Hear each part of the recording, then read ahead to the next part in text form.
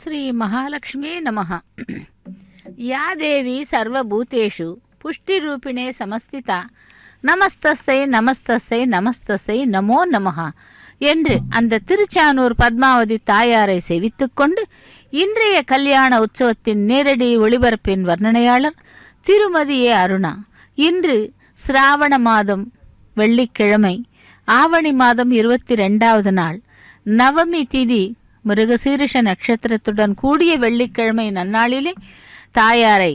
திருக்கல்யாண மகோத்சவத்திலே சேவிக்கும் பாக்கியத்தை அடைந்திருக்கிறோம். கலியுக தெய்வமான திருவேங்கடவனின் தேவியாகவும்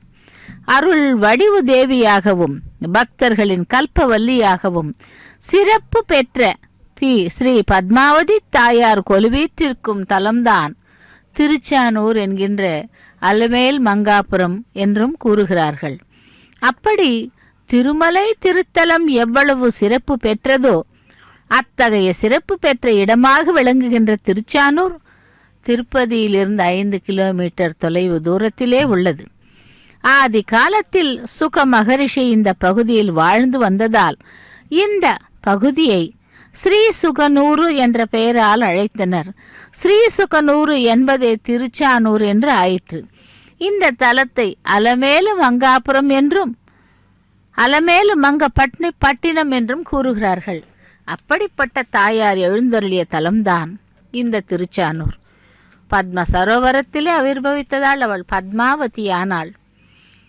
சங்கல்ப மந்திரங்கள் முடிந்து பாஞ்சராத்திராகம விதிமுறைப்படி ஆரம்பமாகும் திருக்கல்யாண மகோத்சவத்திலே சேனா முதலி எனப்படும் விஸ்வக்சேனருக்கு ஆராதனை, சுத்தி புண்ணிய வாசனத்துடன் திருக்கல்யாண மகோத்சவம் ஆரம்பமாகியது. மங்கள வாத்தியங்கள் வேத மந்திரங்களுடன் அந்த தாயாருடைய திருக்கல்யாண மகோத்சவத்தை நாம் நேரடி ஒளிபரப்பில்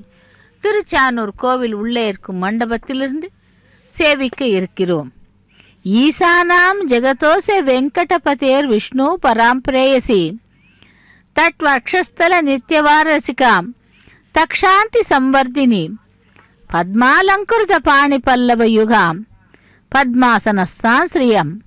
வாத்சல்யாதி குணோஜ்வலாம் பகவதி வந்தே ஜெகன்மாதரம் என்று அந்த தாயாரை சேவிக்கலாம்.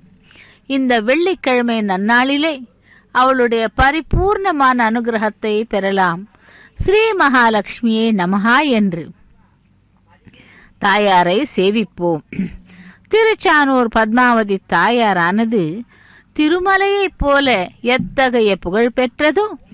அதேபோல் இந்த திருச்சானூர் பண்டைய காலத்திலே திருமலைக்கு செல்ல சரியான வசதிகள் இல்லாத நாளிலே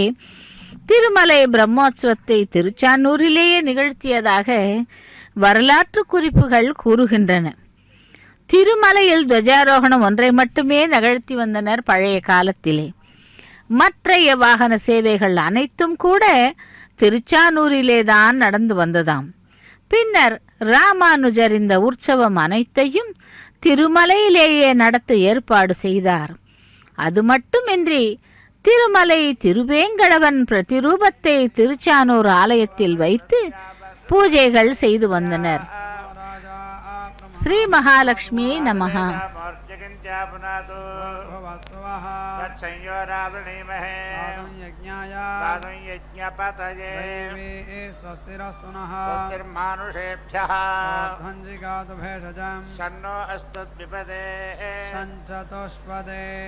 शांति शांति शांति.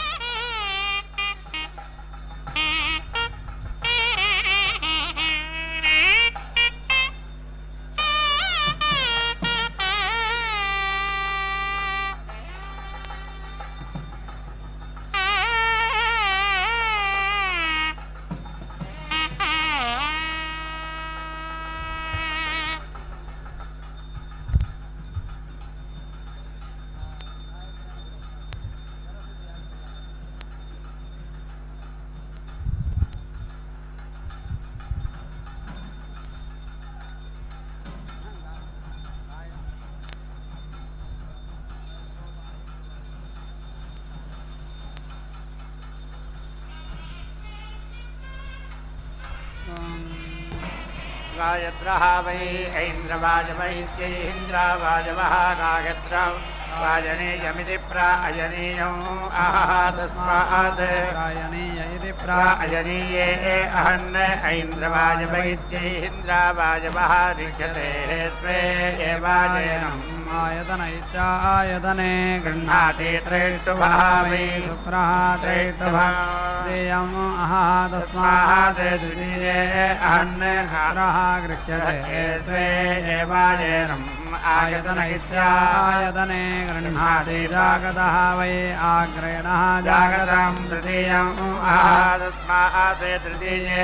अहन् आग्रेणः गृह्यते स्वे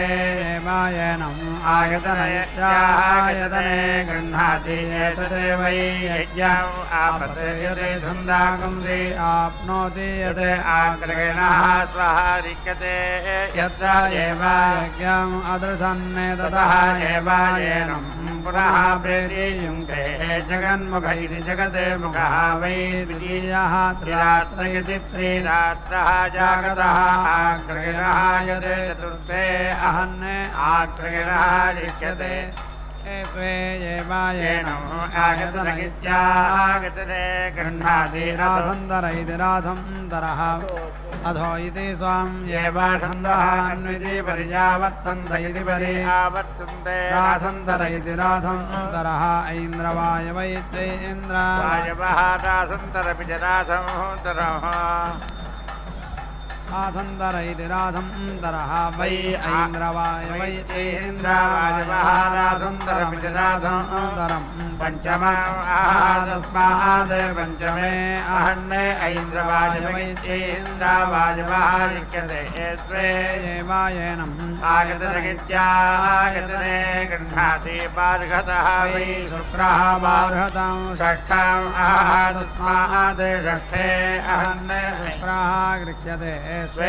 एवायेनम् आयतन इत्यायतने गृह्णाति एतत् वै द्वितीयं यज्ञम् आपयते छन्दागुंसि आप्नोति गते शुक्रः स्वः लिख्यते यत्र एव यज्ञम् अदृशन् ततः एवायेनम् पुनः प्रेतियुङ्क्ते तृष्टन्मुख इति तृष्टुकमुखः वै तृतीयः त्रिरात्र इति त्रिरात्रः त्रेष्टुवः शुक्रः यत् सप्तमे अहन् शुक्रः लिख्यते स्वे एवायेनम् आयतन इत्यायतने गृह्णाति इति स्वम् एव छन्दः अन्विति पर्यावर्तन्त कतिपदि आवर्तन्ते वाग् वै आग्रेणः वाग् अष्टमम् तस्मात् अष्टमे अहन् आग्रेणः लिख्यते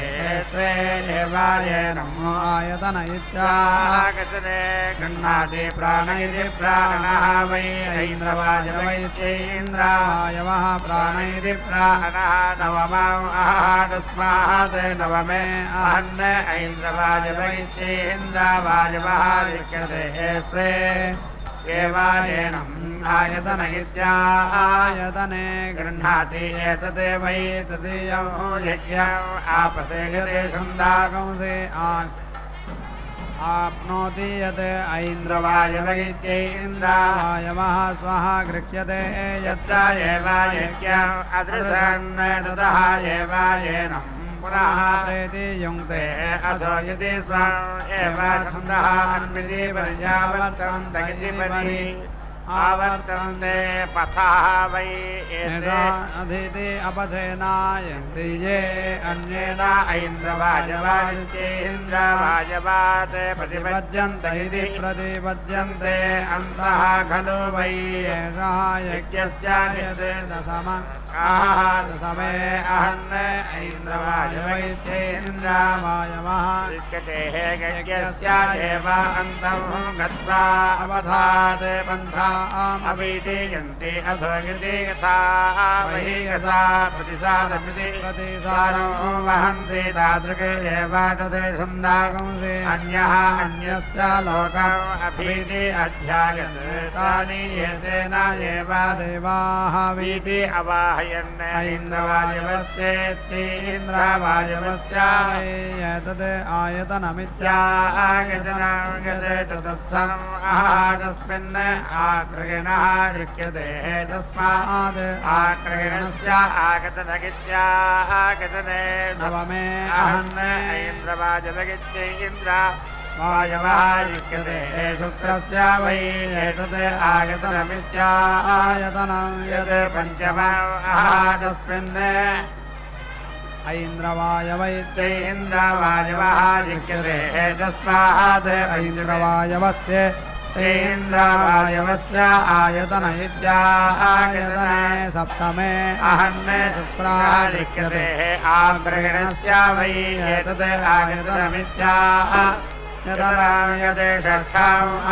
तस्मिन् शुक्रः गृह्यते तस्मात् शुक्रस्य आगतनगित्यागतने अष्टमे अहन्ने आग्रहिणः गृह्यते छन्दागुंसि एव तदेवीति वायति प्रेतिवस्य सह विवाहमिति विवाहम् आप्नोति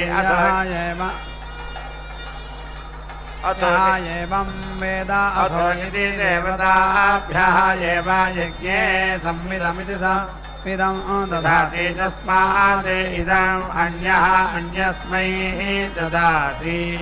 प्रजापतिरिति प्रजापतिः अकामयता प्रेति जायेयाति सहायतां द्वादशरात्रमिति द्वादशरात्रम् अवश्यते तं येति अहरते तेन अयजता ततः वै सः प्रेति अजायता कामयेता प्रेति जायेया इति सः द्वादशरात्रे द्वादशरात्रेण यजेता प्रेति एव जायते ब्रह्मवाचनमिति ब्रह्मवाचनः वदन्ति अग्निष्टोमप्रायणा इत्यग्निष्टोमप्रायणाः यज्ञाः अथ कस्मात् अतिरात्र इत्यतिरात्रः पूर्वः प्रेति युज्यते चक्षुषि इति वै एते इति चक्षुषि इति वै एते इति यज्ञस्य यत् अधिरात्रावित्यतिरात्रौ कनीनिके इति अग्निष्टोममित्यग्निष्टोमं पूर्वं यत् अग्निष्टोममित्यग्नि सोमं पूर्वं प्रयुञ्जीरन्निति प्रायुञ्जीरन् बहिर्भेति बहिधा कनीनिके इति रज्जो तस्मात् अधिरात्रगित्यति रात्रः पूर्वः प्रेति युज्यते चक्षुषि इति एव यज्ञे धित्वा मध्यतः कनीनिके इति प्रतीति दधति यः वै गायत्रीं ज्योतिर्भक्षामि ज्योतिः भक्षाहं वेद ज्योतिषा भासा सुवर्गमिति सुभागं लोकम् एति यौ अग्निष्टोमवित्यग्नि स्तोमौ तौ भक्षौ ये अन्तरे अष्टौ मुख्याः सः आत्मा एषा वै गायत्री ज्योतिःपक्षे ज्योतिः भक्षाया एवं वेद ज्योतिषा भासा सुवर्गमिति सुभागं लोकम् एति प्रजापतिरिति प्रजापतिः वै एषः द्वादशधेति द्वादशधा विहितगिति विहितः गते द्वादशरात्रगिति द्वादश रात्रः यौ अधिरात्रा विद्यति रात्रौ तौ वक्षौ ये अन्तरे अष्टौ मुख्याः सः आत्मा प्रजापतिरिति प्रजापतिः वा एषः सन्नसत् वै सत्रेण शृणोति प्राणाः प्राणाः वै सत् प्राणानिति प्राणान् एव शृणोति सर्वासां वै एते प्रजानामिति प्राजानाः प्राणेरिति प्राणैः आसते ये तत्रम् आसते तस्मात् पृच्छन्ति किं एते सत्रिणः इति प्रियः प्रजानामिति प्राजानाः उत्सित इत्युत्सितः भवति यः एवं वेद वै एषः अन्यतो वैश्वानर इत्यन्यतः वैश्वानरः स्वर्गायेति सुवहागाय लोकाय प्रेति अभवत् ऊर्ध्वः वै एषः ततगित्याततः आसीत् ये देवाः एतं वैश्वानरं वरीति औहन्ने स्वर्गस्येति सुवहागस्य लोकस्य प्रभोच्च इति प्रभोच्चैः ऋतवः वै एतेन प्रजापतिमिति प्रजापतिम् अयाजयज्ञे तेषु आघ्नोत अधीति तद्रह्नोति वै ऋत्विक्षु एवं विद्वान् द्वादशाहेनेति द्वादशा अहेनागजते ते अस्मिन् ऐच्छन्ता सहारसं अह वसन्ताय प्रेति अयच्छते यवं ग्रीष्माय ओषधीः वर्षाभ्यः व्रीहीन शरदे माषतिला विधिमासा तिलौ हेमन्ततिलाभ्यामिति हेमन्ताभ्यां तेना इन्द्रः प्रजापतिरिति प्रजापतिः अयाजयत ततः वै इन्द्रः अभवत् तस्मात् आहुः अनुजावरस्येत्यानुजावरस्य यज्ञः यदि सः हि एतेन अग्रे अयजता एषः वै पुनवम् अत्रियः सत्रे प्रतिगृह्णातीति प्रतिगृह्णाति पुरुषगुणवमिति पुरुषः अश्वगुणवमित्यस्त्रागुणवं गौः वै अन्नं येन पात्रेण अन्नं बिभ्रति यत् तत् न निर्णयति ततः अधीतिमलं जायते एकः एव यजेत एकः हि प्रजापतिः आध्नोते द्वादशात्रिः दीक्षितः स्यात् द्वादशमासाः संवत्सर इति संवत्सरः संवत्सर इति संवत्सरः प्रजापतिरिति प्रजापतिः वा एषः एषः तो वै जायते यः तपसः अधीति जायते तदर्थेन चतुः वै एताः तिस्रः रात्रजः यते द्वादशा उपसदैत्युपासदः याः प्रथमा यज्ञं ताभिः समिति भरतीयाः द्वितीयाः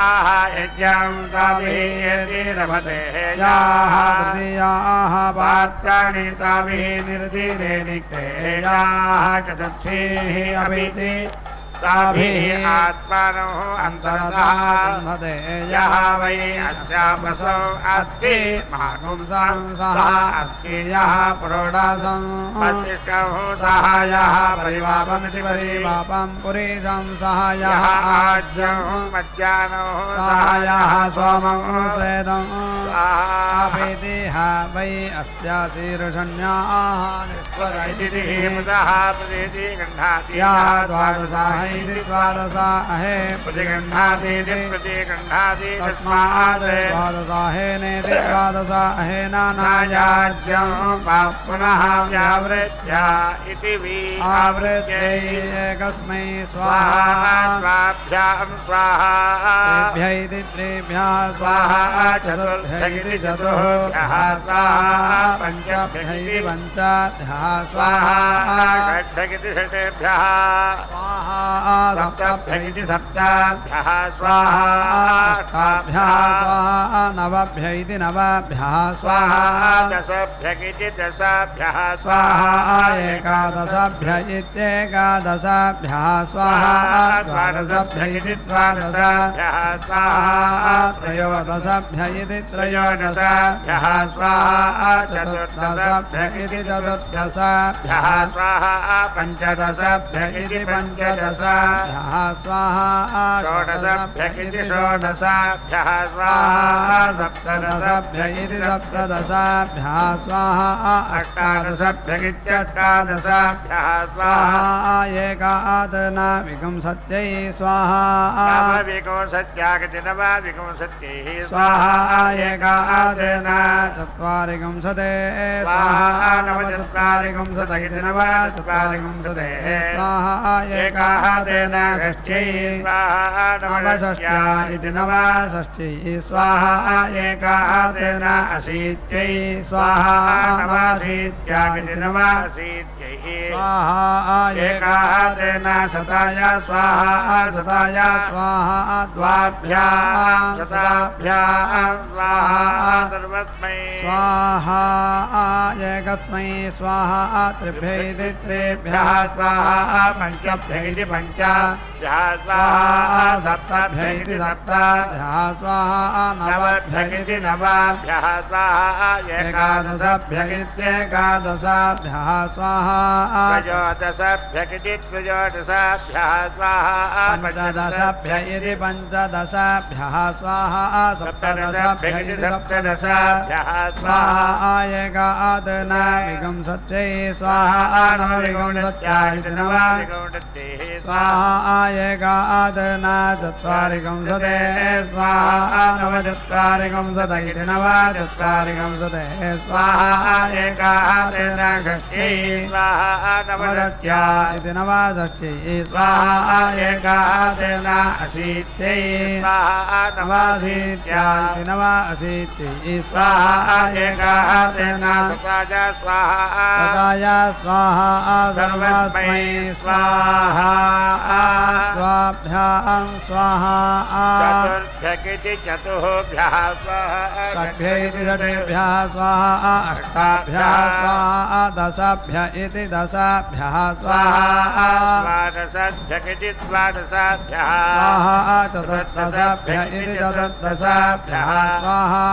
षोडशभ्यकिति षोडशभ्यः स्वाहा अष्टादशभ्य इत्यष्टादशभ्यः स्वाहा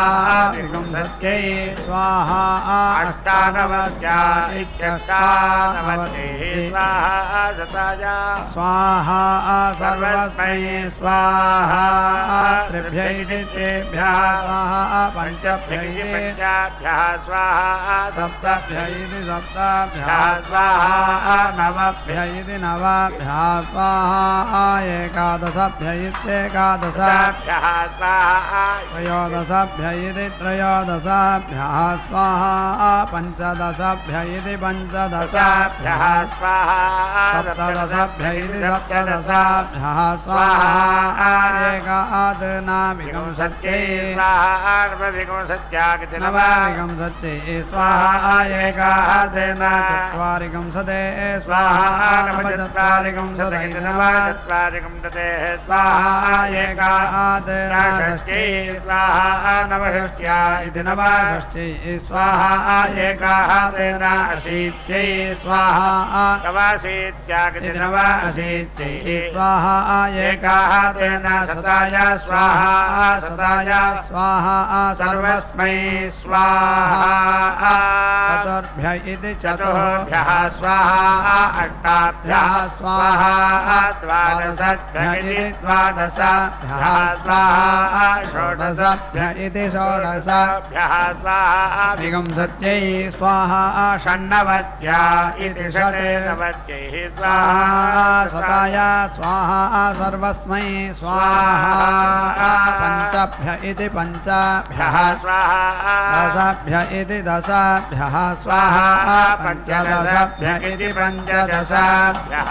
स्वाहा विंशत्यै स्वाहा पञ्चनवत्या इति पञ्चनवतिः स्वाहा सताय स्वाहा सर्वस्मै स्वाहा दशभ्य इति दशभ्यः स्वाहा विंशत्यै स्वाहा त्रिंशते स्वाहा चत्वारिंशते स्वाहा पञ्चाशते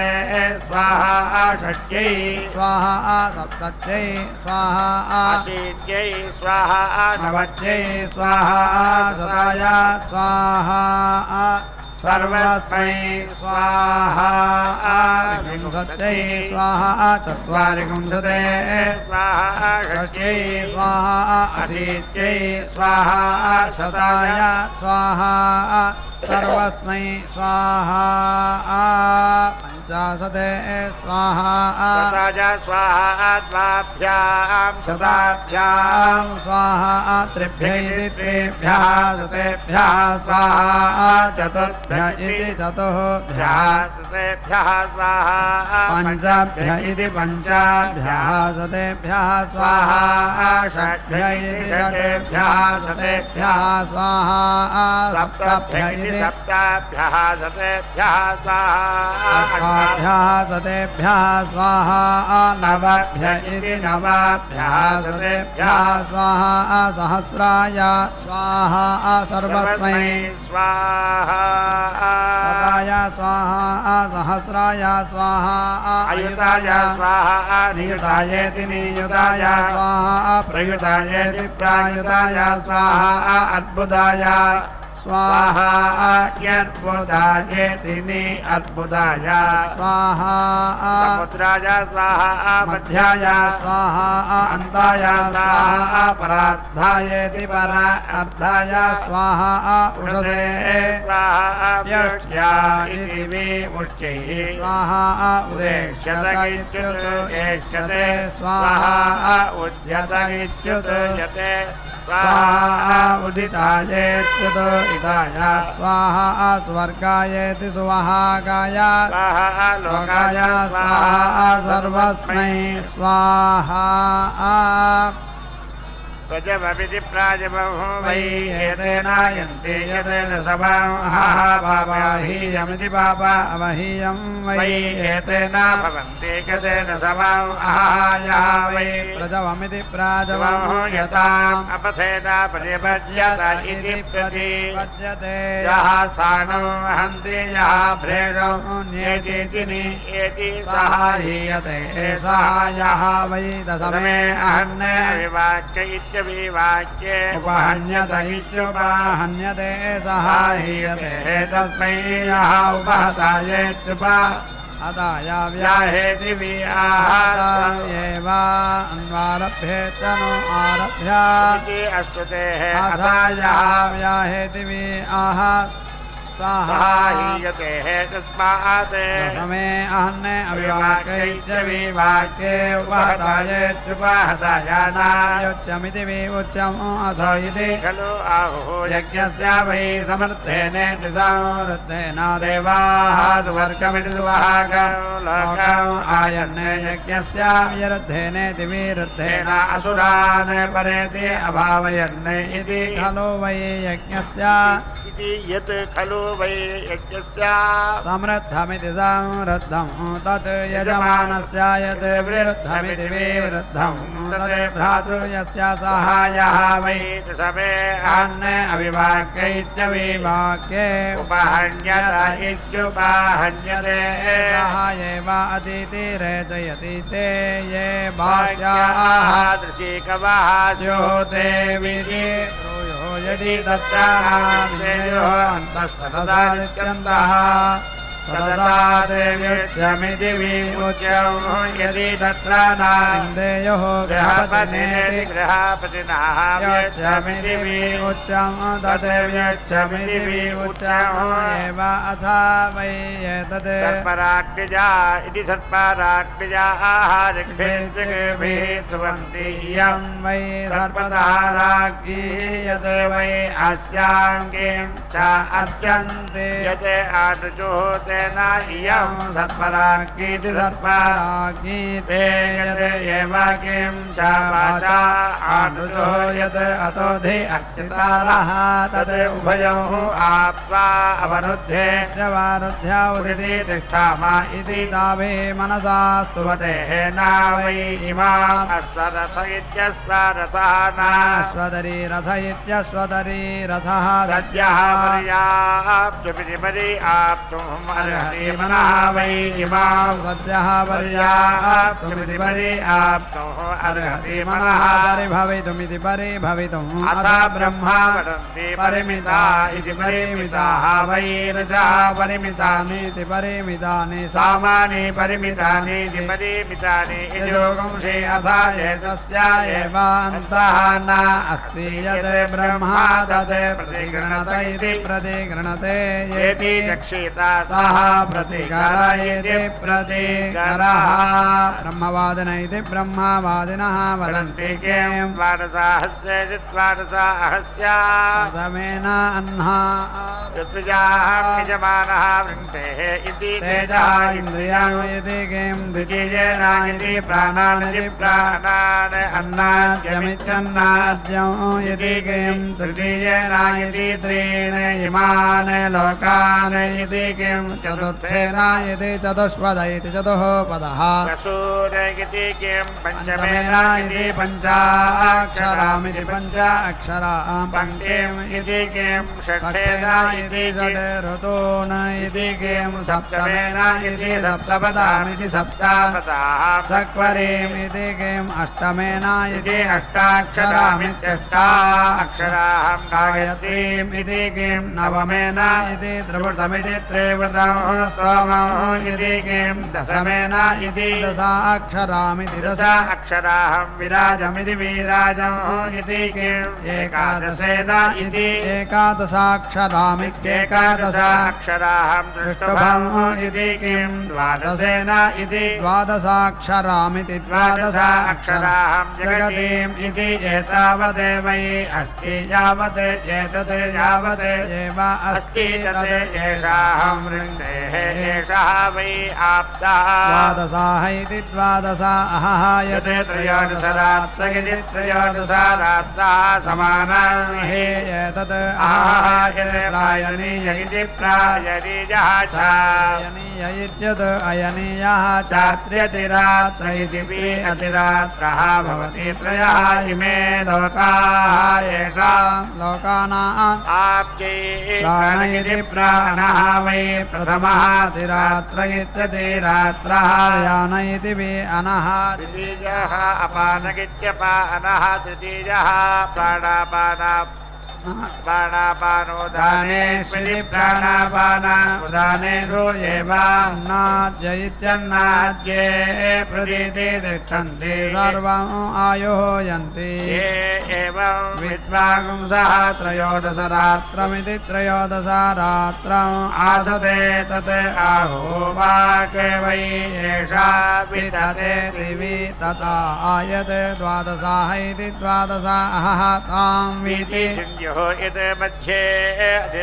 अधिरात्रमित्यधिरात्रं पुर्योः पदासुकेत्युपादासुका गृहपतेरिति गृहपतेः वाक् स्यात् उपरिष्टात् छन्दोमानामिति छन्दः महाव्रतमिति महाव्रतं कुर्वन्ति सन्ततामिति सन्ततामेव वाचं अवेति रुन्धते अनुपदासुकेत्यनुपादासुका गृहपतेरिति गृहपतेः वाक् भवति बसवः वै छन्दोमा इति छन्दामाः अन्नं महाव्रतमिति महाव्रतं यत् उपरिष्टात् छन्दोमानामिति छन्दः मानाः महाव्रतमिति महाव्रतं कुर्वन्ति पशुषु च एव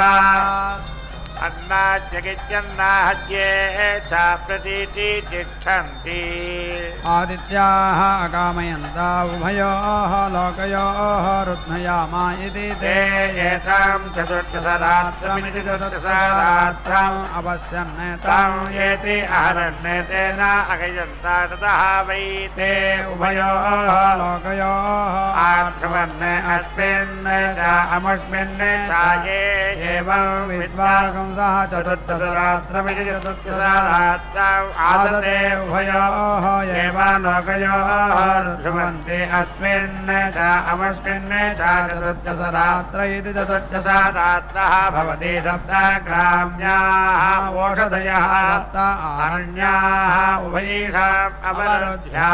इत्यवरुद्ध्यै यत् पराचीनानि वृक्षाणि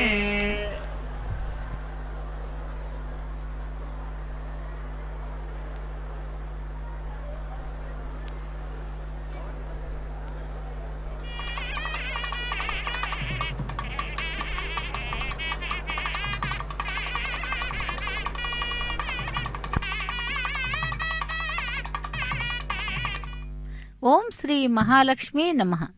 தாயாருடைய திருக்கல்யாண மகோத்சவத்திலே இப்பொழுது மகா சங்கல்பம் கன்னியாதானம் கைங்கரியங்களை நாம் சேவிக்க இருக்கிறோம். இந்த தாயாருடைய திருக்கல்யாணம் என்பது தினந்தோறும் பாஞ்சராத்திர ஆகம விதிமுறைப்படி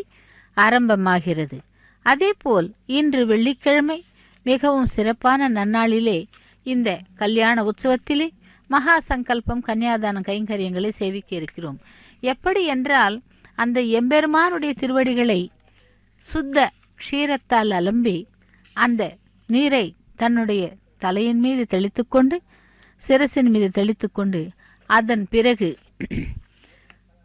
தாயாருடைய திருக்கரத்தை பகவானுடைய திருக்கரங்களின் மீது வைத்து, அதன் மேல் ஒரு மட்டை தேங்காயை வைத்து,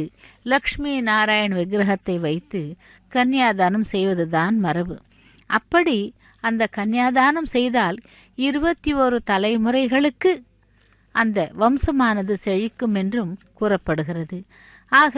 இந்த தாயாருடைய திருக்கல்யாண மகோத்சவத்திலே இப்பொழுது மகா சங்கல்பம் கன்னியாதானம் கைங்கரியங்களை சேவித்தோம். அடுத்ததாக அக்னி பிரதிஷ்டை ஹோமத்தை சேவிக்க இருக்கிறோம். திருச்சானூர் தாயார் பத்மாவதி தாயார் பத்ம சரோவரத்தில் ஆவிர்பவித்து பத்மாவதியானாள். அது மட்டுமின்றி அந்த தாயாரை தினந்தோறும் சேவிக்கும் பாக்கியத்தையும் நாம் அடைந்திருக்கிறோம். இன்று சிராவண மாதம் வெள்ளிக்கிழமை சிறப்பான நன்னாளிலே அந்த தாயாருடைய திருக்கல்யாண மகோத்சவத்தை நேரடி ஒளிபரப்பில் சேவித்து கொண்டிருக்கிறோம். திருமலையிலே அந்த எம்பெருமானுக்கு எப்படி கைங்கரியங்கள் வைகான சாகம் விதிமுறைப்படி செய்யப்படுகின்றதோ, இங்கே அந்த தாயாருடைய திருக்கல்யாண மகோத்சவமானது பாஞ்சராத்திர ஆகம விதிமுறைப்படி தினந்தோறும் நடைபெறுகிறது. தாயாரை செவிக்கலாம்.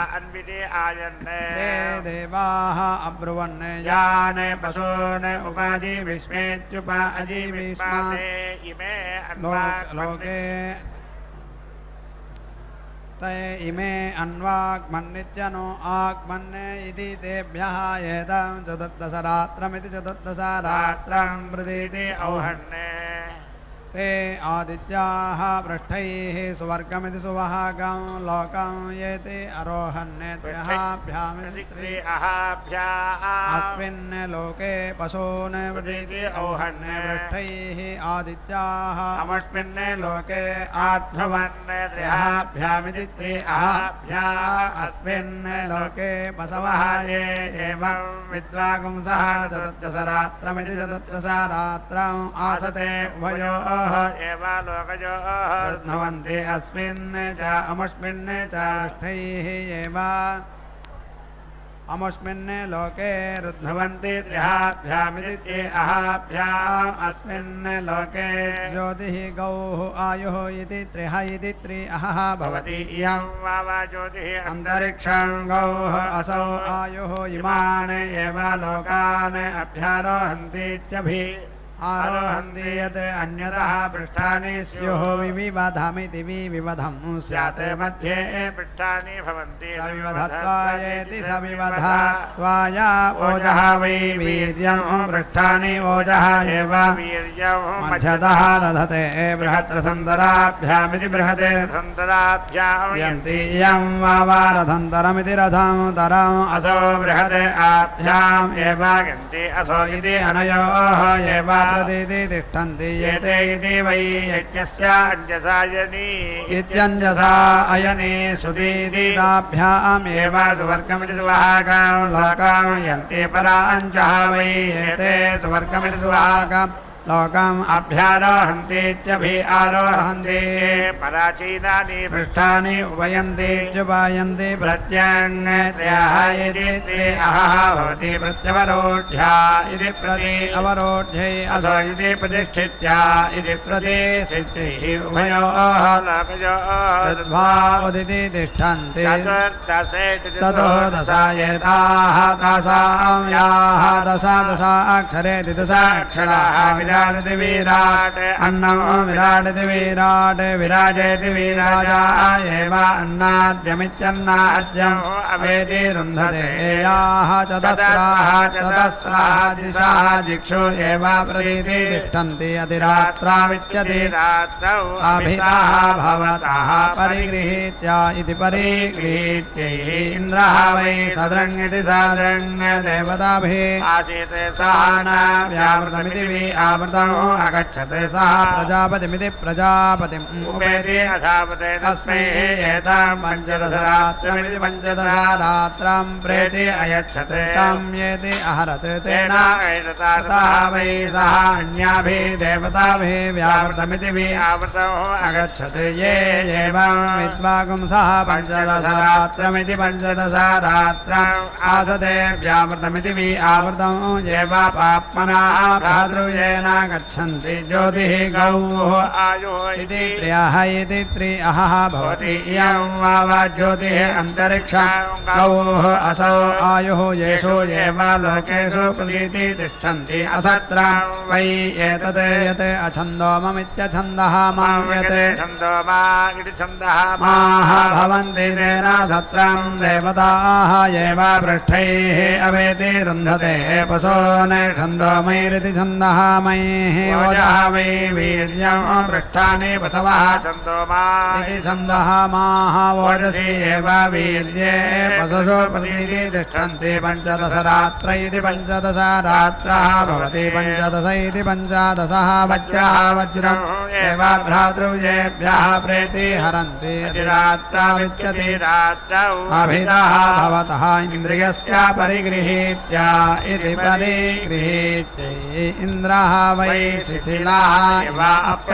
अप्रतिष्ठितः आसीत् सः असुरेभ्यः विभेते सः प्रजापतिमिति प्रजापतिम् उपेति अधावते तस्मै एतां पञ्चदशरात्रमिति पञ्चदशरात्रं वज्रं प्रेति अयच्छत् तेन असुरान् पराभाव्येति पराभाव्येति विजित्य श्रियम् अगच्छत् अग्निष्टुते त्यग्निस्तुता पाप्मानं निरति अदहता पञ्चदशरात्रेण पञ्चदशरात्रेण ओजः फलम् इन्द्रियं वीर्यम् आत्मन् अधत्ता ये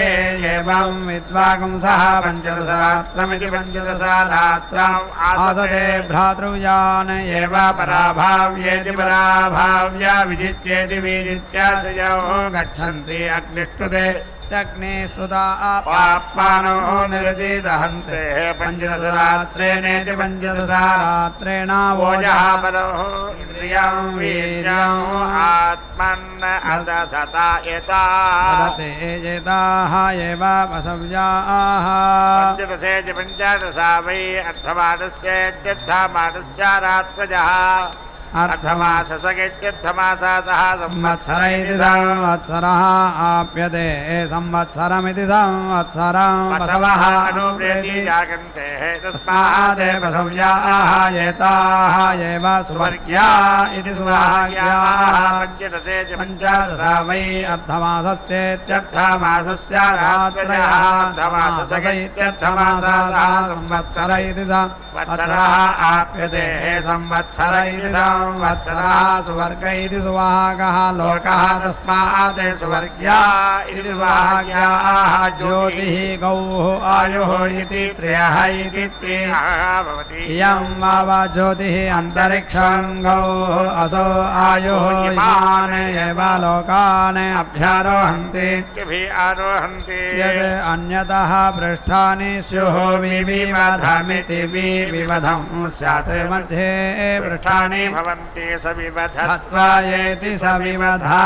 त्वाया वोजः वै वीर्यं पृष्ठानि वोजः एव वीर्यं मध्यतः दधते बृहत्तराभ्यामिति बृहते रथन्तराभ्यां यन्ति इयं वा रथन्तरमिति रथन्तरम् असौ बृहत् आभ्याम् एव यन्ति असौ इति अनयोः एव प्रतीति गच्छन्ति एते इति वै यज्ञस्य अञ्जसायनि इत्यञ्जसा अयने सुति इति ताभ्याम् एव स्वर्गमिति लोकं यन्ति पराञ्चः वै एते स्वर्गमिति सुभागं लोकं ध्यारोहन्तीत्यभि आरोहन्ति ये पराचीनानि पृष्ठानि उपयन्तीत्युपायन्ति प्रत्यङ्गत्याः इति त्रिअः भवति प्रत्यवरोढ्या इति प्रति अवरोढ्यै अधो इति प्रतिष्ठित्या इति प्रतिष्ठिति उभयोः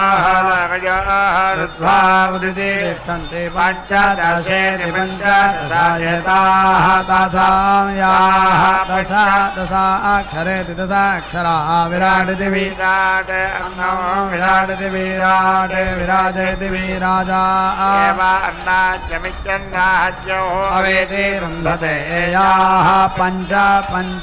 दिशः दिक्षु एव प्रतीति तिष्ठन्ति रात्रा विच्यते रात्रौ अभितः भवतः ब्रह्मयस्य वीर्यस्य प्रजाया इति प्राजायै पशूनां परिगृहीत्या इति परिगृहीत्यै प्रजापतिरिति प्रजापतिः अकामयता अन्नादैत्यन्नादास्याम् इति सायेतां सप्तदशरात्रमिति सप्तदशरात्रम् अपश्यते तं येति अहरते तेन अयजता तदा वै सः अन्नादैत्यन्नादः भवते ये एवं विद्वागुंसः सप्तदशरात्रमिति सप्तदशरात्रौ आसते अन्नादा इत्यन्नादाः एव भवन्ति पञ्चाः इति पञ्चाः भवति पञ्च वै ऋतवः संवत्सर इति संवत्सरः ऋतुषु एव संवत्सर इति संवत्सरे प्रतीति तिष्ठन्ति अथो इति पञ्चाक्षरेति पञ्चाक्षराः पङ्क्तिः कान्तः यज्ञः यज्ञम् एव अवेति रुन्धते असत्यं वै एतत् यत् अछन्दोममित्यछन्दः मां यत् छन्दोमानिति छन्दः भवन्ति तेन सत्रं देवताः एव पृष्ठैः अवेति रुन्धते पशून् छन्दोमैरिति छन्दः मैः ओजः वै वीर्यं पृष्ठानि पशवः छन्दोमा इति छन्दः माः ओजसि एव वीर्ये पशुषु प्रतीति तिष्ठन्ति सप्तदशरात्र इति सप्तदशरात्रः भवति सप्तदश इति सप्तदशः प्रजापतिरिति प्रजापतेरिति प्रजापतेः आप्त्यैः अतिरात्रा विच्यति रात्रौ अभितः भवतः अन्नाद्यस्येत्यन्न अद्यस्य परिगृहीत्या इति परिगृहीत्यै ज्ञानं विज्ञानं प्रज्ञानं जानदभिजानत् सङ्कल्पमानं प्रकल्पमानमुपकल्पमानमुपक्लृप्तं क्लृप्तम् श्रेयो वसीय आयत्सम्भूतं भूतं चित्तकेतुप्रभावान् सम्भान् ज्योतिष्पाकस्तेजस्वानादपन्नभितपन्ने रोचमानः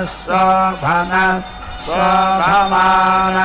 कल्याणः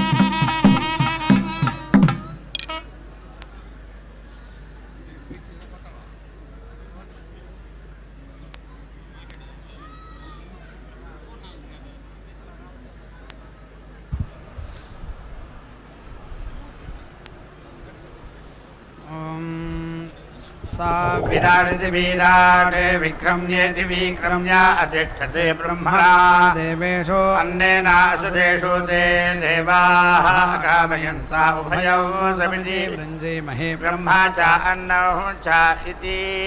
ते येताः विगुंसते रात्रिः अपश्यन्ने ततः वै ते उभयं समिति अवृञ्जता ब्रह्मा च अन्नौ च महोत्सनहिति ब्रह्मा वर्चसिनः अन्नादा इत्यन्ना अदाः अभवन्ने ये एवं विद्वागुंसः येताः आसते उभयं एवासमिति वृञ्जते ब्रह्मा च अन्नौ च ब्रह्मा वर्चसिन इति ब्रह्मा वर्चसिनः अन्नादा इत्यन्ना अदाः भवन्ति द्वे इति वै एते इति विराजाविति विराजोः तयोः एव नाना प्रतीति तिष्ठन्ति कंसः वै पुरुषः दशाहस्त्याः अङ्गुलयः दशापद्याः यावान् एव पुरुषः तम् आप्त्वा उदिति तिष्ठन्ति ज्योतिः गौः आयुः इति त्रयः इति त्रयः भवन्ति इयं वाव ज्योतिः अन्तरिक्षं गौः असौ आयुः इमान् एव लोकान् अभ्यारोहन्तीत्यभिरोहन्ति अभिपूर्वमित्यभिपूर्वं त्रयः इति त्रयः भवन्ति अभिपूर्वमित्यभिपूर्वम् एव सुवर्गमिति सुभागं लोकम् अभ्यारोहन्तीत्यभिरोहन्ति यत् अन्यतः पृष्ठानि स्युः विविधमिति विविधं स्यात् मध्ये पृष्ठानि भवन्ति सविवधत्वायेति विवधात्वाय वोजः वै वीर्यं पृष्ठानि वोजः एव वीर्यं मध्यतः रथते बृहद्रथन्तराभ्यामिति बृहते रथन्तराभ्यायन्ति यं वाव रथन्तरमिति रथन्तराम् असो बृहते आभ्याम् एवायन्ति असो इति अनयोः एव प्रतीति तिष्ठन्ति एते इति वै यज्ञस्य अञ्जसायनी इत्यञ्जसा अयने श्रुति इति ताभ्याम् एव सुवर्गमिति सुवहागा लोकायन्ति पराञ्चः वै एते सुवर्गमिति सुवहागम् लोकम् अभ्यारोहन्ति आरोहन्ति ये पराचीनानि वृत्तानि उभयन्ति च वायन्ति प्रत्यङ्गरः इति श्रेयः भवति प्रत्यवरोढ्या इति प्रति अवरोढ्यै अथो इति प्रतिष्ठित्या इति प्रतिष्ठित्यै उभयोः लोकयोः वृद्धा उदिति तिष्ठन्ति यदि रात्राविच्यति रात्रौ अभितः भवतः ब्रह्मवच्चस ब्रह्माच्चस्य अन्नाद्यस्येत्यन्नाद्यस्य परिगृहीत्यादि परिगृहीत्यै पूर्णाहुतिमुत्तमाञ्जुहोति सर्वं वै पूर्णाहुतिः सर्वमेवाप्नोति अथो इयं वै पूर्णाहुतिः अस्यामेव प्रतिष्ठति नारायणाय विद्महे वासुदेवाय धीमहि तन्नो विष्णुः प्रचोदयात् स्वाहा महादेव्यै च विद्महे विष्णुपत्न्यै च धीमहि तन्नो लक्ष्मीः प्रचोदयात् स्वाहा।